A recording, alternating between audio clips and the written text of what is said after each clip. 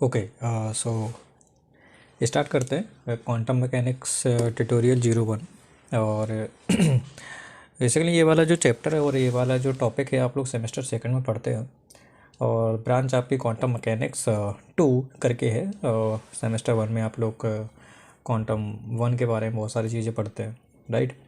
बहुत सारी कैलकुलेशन करते हैं, फंडामेंटल चीज़ें सीखते हैं ना। जब आप लोग क्वांटम 2 में आते हो तो देन इसके बाद आप लोग उस क्वांटम 1 का एप्लीकेशन क्वांटम 2 में करते हो, जहाँ पे डिफरेंट टाइप्स की टेक्निक और मेथड सीखते हो किसी पर्टिकुलर गिवन सिस्टम के लिए, और बहुत सारे रिजल्ट्स भी फाइंड आउट करते हैं। अभी तक आई थिंक आप लोगों ने क्लास में डिस्कस किया होगा पर्टर्बेशन थ्योरी, और पर्टर्बेशन थ्योरी का मतलब एंड चीज़ें और उसके रिगार्डिंग आप लोगों ने एप्लीकेशन भी देखा होगा कि पर्टर्बेशन थ्योरी का हम लोग कहाँ पे यूज करते हैं, कैसे यूज करते हैं और इसका एडवांटेज क्या होता है। ये जो ट्यूटोरियल बेस्ड है वो आपका, वही मैं फिर से बता दूंगी, ये पर्टर्बेशन थ्योरी पे ही बेस्ड है। इस तरीके के क्वेश्चन आपके बहुत सारे देखने को मिल जाएंगे, और इस ट्यूटोरियल में भी नंबर ऑफ़ क्वेश्चंस देखूँ तो टोटल 5 क्वेश्चंस है। देखते हैं इसमें जितना सॉल्व हो पाएगा हम लोग उसमें उतना सॉल्व करेंगे, और मैं आई थिंक आपको कॉन्सेप्ट ही डिलीवर करूँगा। बाकी न्यूमेरिकल वाला पोर्शन या फिर जो मैथमेटिकल पार्ट है वो आप लोग खुद से कीजिएगा। मैं जस्ट यहाँ पे आपको थोड़ा बहुत हिंट दे सकता हूँ कि इस क्वेश्चन को कैसे आप लोग अप्रोच करोगे। आपसे रिक्वेस्ट है कि वीडियो को कॉन्सेप्चुअली देखें और साथ ही साथ कॉन्सेप्चुअली सोचें और समझें, और साथ साथ थोड़ा सा सुनना भी, क्योंकि यहाँ पे थोड़ा आई थिंक मेरे पास पैड नहीं है लिखने के लिए, तो थोड़ा सा राइटिंग डिस्टर्ब हो सकती है, तो आप लोग थोड़ा सा मैनेज कर लीजिएगा, ठीक है। Before going to perturbation theory, हम लोग क्या है कि जैसे अभी तक क्वांटम 1 में हम लोगों ने एक पर्टिकुलर सिस्टम की बात की थी, और बहुत सारे डिफरेंट सिस्टम थे। अगर मैं बात करूँ कुछ एग्जांपल की, तो आपने देखा होगा कि पोटेंशियल इन अ बॉक्स एक आपने सिस्टम देखा था, और हार्मोनिक ऑसिलेटर के बारे में आप लोगों ने पढ़ा था, वो भी एक आपका सिस्टम था। तो जितना भी आपने क्वांटम 1 में देखा था ना, जितने भी सिस्टम्स आपने ऑब्जर्व किए थे और उसके रिगार्डिंग आप लोगों ने कैलकुलेशन किया था, वो चाहे आपकी वेव फंक्शन के रिगार्डिंग हो, मतलब आइगन फंक्शन के रिगार्डिंग हो, आइगन वैल्यू के रिगार्डिंग हो, और डिफरेंट टाइप के और भी फंडामेंटल्स रिजल्ट थे उसके बारे में हो। ये सारी जो रिलेट चीज़ें होती थी वो होती थी आपके एक अनपर्टर्ब्ड सिस्टम के रिगार्डिंग। जितने भी अपने क्वांटम 1 में पढ़ा ना, वो सारे सिस्टम अनपर्टर्ब्ड थे। अब जब आप क्वांटम 2 में आते हो तो सिस्टम के साथ थोड़ा सा डिस्टर्बेंस होता है। मतलब क्या कि ओरिजिनल सिस्टम आपका कुछ और था, देन आफ्टर कुछ आप लोगों ने ऐसी चीज़ें की उस सिस्टम के साथ, या फिर कह सकता हूँ कि छेड़खानी की उस सिस्टम के साथ, तो वो सिस्टम जो पर्टर्ब्ड था, जो अनपर्टर्ब्ड था, मतलब कह सकते हो कि अनडिस्टर्ब था, उसको आप लोग डिस्टर्ब कर रहे हो। तब आपका कॉन्सेप्ट वहाँ पे इंट्रोड्यूस हो जाता है पर्टर्बेशन थ्योरी का, कि मतलब ये आपका एक सिस्टम था अनपर्टर्ब्ड, तो आप लोग क्या कर रहे हो, उसमें डिस्टर्बेंस कर रहे हो सिस्टम को, या डिस्टर्ब कर रहे हो सिस्टम को, तो उस पर्टिकुलर सिस्टम को हम लोग बोलते हैं पर्टर्ब्ड सिस्टम।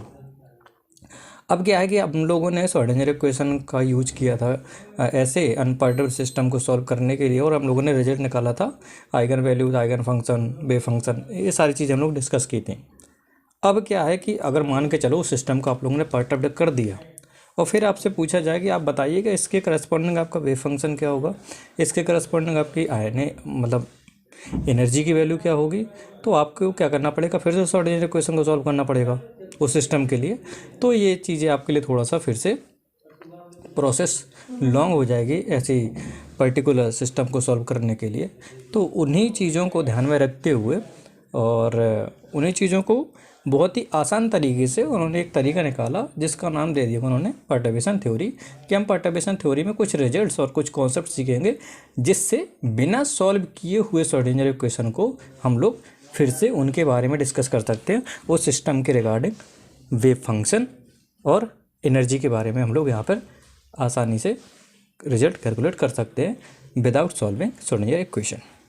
ओके, ये हमारा बेस है इस ट्यूटोरियल पे, और इस ट्यूटोरियल को न्यूमेरिकली सॉल्व करना है, इस मतलब कोई बड़ी बात नहीं है अगर आपके क्वांटम 1 के कॉन्सेप्ट अच्छे से क्लियर है। बशर्ते आपको यहाँ पे ध्यान रखना क्या कि हमारा ओरिजिनल सिस्टम क्या था, देन उसके बाद उस सिस्टम को डिस्टर्ब किया गया तो पर्टर्ब्ड किसके वजह से हुआ, वो चीज़ आपको पता होनी चाहिए। देन इसके बाद उस प्रॉब्लम को सॉल्व करने के तरीका पता होना चाहिए, प्रॉब्लम आसानी से सॉल्व हो जाती है यहाँ पे। ओके ना, हम अब लोग बात कर लेते हैं क्वेश्चन नंबर 1 के। ये वाला क्वेश्चन जो है आपका, क्वेश्चन 1 में बोला गया है कि effect of an electric field on a charge oscillator. Okay ना, क्वांटम 1 में आप लोगों ने हार्मोनिक ऑसिलेटर पढ़ा था, उसके करस्पॉन्डिंग आप लोगों ने आइगन फंक्शन आइगन वैल्यू निकाली थी। अब इसमें क्या किया गया कि उस हार्मोनिक ऑसिलेटर के ऊपर अब आपको डिस्टर्बेंस करना था उस सिस्टम को, तो आपने क्या किया कि आप उस सिस्टम को आप लोग एक्सटर्नल सोर्सेस की वजह से आप लोग डिस्टर्ब कर सकते हो। वो आपकी मैग्नेटिक फील्ड हो सकती है, इलेक्ट्रिक फील्ड हो सकती है, और एक्सटर्नल फोर्स या वर्क भी हो सकता है उस सिस्टम को डिस्टर्ब करने के लिए। तो इस क्वेश्चन में यही बोला गया था कि आप लोग एक हार्मोनिक ऑसिलेटर था शुरू में, अब आप लोग उस सिस्टम को डिस्टर्ब कर रहे हो with the help of electric field, और इलेक्ट्रिक फील्ड इन्होंने अप्लाई किया है कहाँ पे, अलॉन्ग द एक्स डायरेक्शन, जिसका मैग्नीट्यूड ई नॉट है और डायरेक्शन आपकी पॉजिटिव एक्स एक्सिस है। सो क्वेश्चन में ए पार्ट में बोला गया कि using the perturbation theory calculate the changes at the first and the second orders in the energy. और क्वेश्चन नंबर 2 में, मतलब क्वेश्चन नंबर फर्स्ट के बी पार्ट में बोला गया था कि compare these perturbative solution with your exact calculation. तो फर्स्ट पार्ट में करना क्या है कि आपको करेक्शन टर्म्स निकालने हैं regarding the first order and the second order, और सेकंड वाले में आपको उन रिजल्ट को कंपेयर करना with the help of exact calculation. तो इसको हम लोग सॉल्व करते हैं। मैं आपको इसका सॉल्यूशन मेरे पास अवेलेबल है, तो मैं आपको यहाँ पे सॉल्यूशन भी दिखा सकता हूँ, बट आप लोग ट्राई कीजिएगा, क्वेश्चन को समझिएगा, फिर उसके बाद ट्राई कीजिएगा। ओके, सो नाउ एक इसका सॉल्यूशन कुछ इस तरीके से हम लोग करते हैं कि इनिशियली क्या था कि हमारे पास अनपार्टेबल सिस्टम था जिसमें हम लोग हैमिल्टनियन को एच नोट से डिनोट करते हैं, राइट। फिर उसके बाद हम लोग देखते हैं कि एक्सटर्नल आप लोगों ने जो डिस्टर्ब करने के लिए जो काम किया उसमें आपने कितना कंट्रीब्यूट किया, उसको हम लोग एच प्राइम से डिनोट करते हैं, जिसको हम लोग बोल देते हैं कि ये हमारा परटर्ब्ड हैमिल्टोनियन है। ओके, और ना अगर मैं कंप्लीट सिस्टम के हैमिल्टोनियन की बात करूं, जब आप लोगों ने डिस्टर्ब कर दिया तो उसको हम लोग लिख देते थे एच।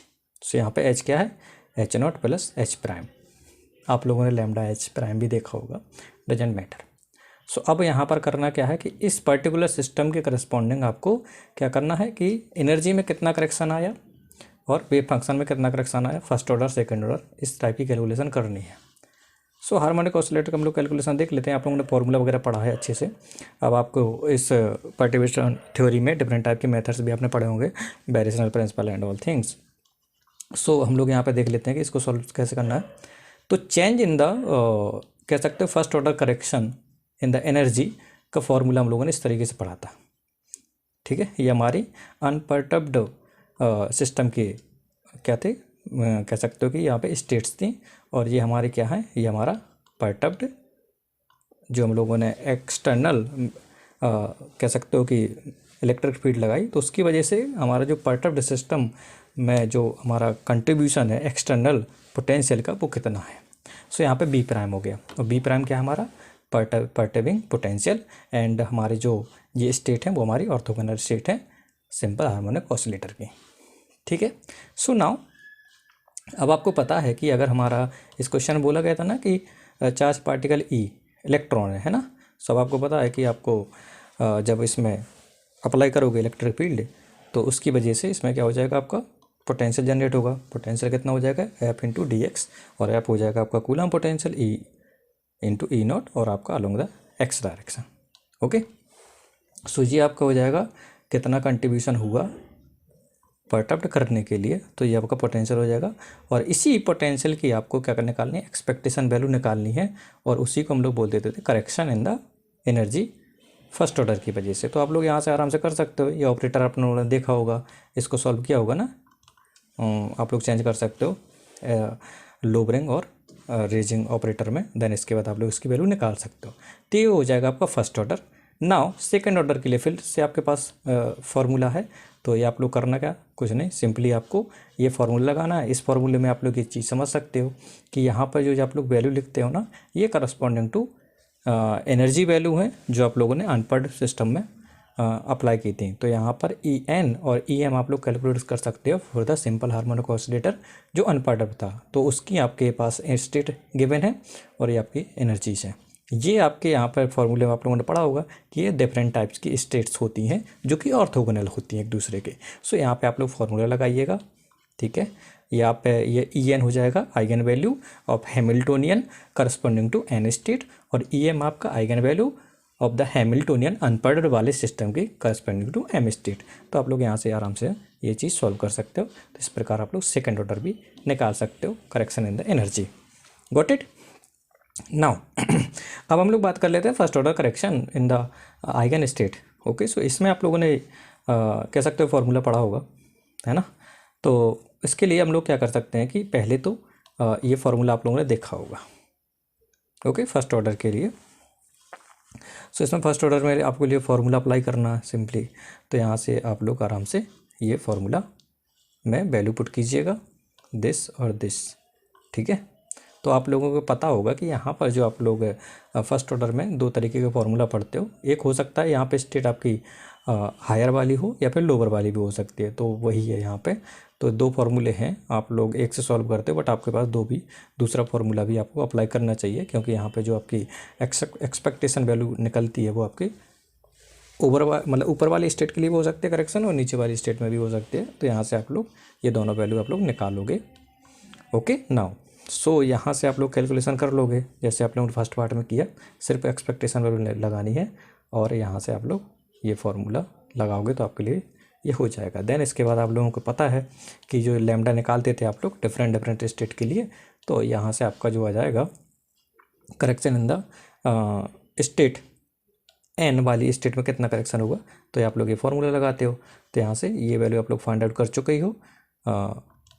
यहाँ से ये जो फार्मूला लगाया था आप लोगों ने यहाँ पे पुट करोगे तो आपका ये फाइनल रिजल्ट आ जाएगा, ठीक है। तो ये हमारा फर्स्ट क्वेश्चन कंप्लीट हो जाता है। तो हम लोग ओवरव्यू देख लेते हैं। पहले में करना क्या था कि आपको यूजिंग द पर्टर्बेशन थ्योरी आपको first and second order correction निकालना था एनर्जी में, और उसके करस्पॉन्डिंग आइगन स्टेट भी आपको क्या करना था, फर्स्ट ऑर्डर के करस्पॉन्डिंग आपको चेंज निकालना था आइगन स्टेट में भी। तो आप लोगों ने ये पार्ट कंप्लीट कर लिया है।